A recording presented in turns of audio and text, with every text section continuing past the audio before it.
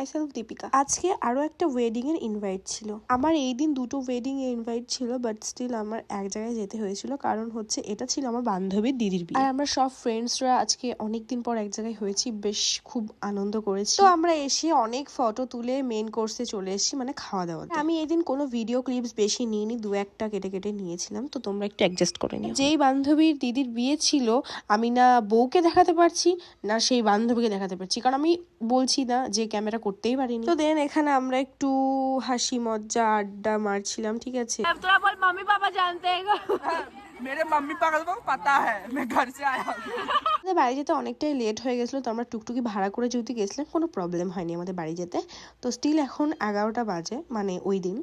তো হচ্ছে এখন যাচ্ছি আমরা বাড়িতে। আমার বাড়িতে ছিল অনেকটা কাছে, বাট স্টিল এদের দুজনের বাড়ি ছিল অনেকটা দূরে। তো গাইজ আমি কিন্তু বাড়িতে চলেও এসেছি। আজকের ভিডিওটা এই পর্যন্তই, বাই।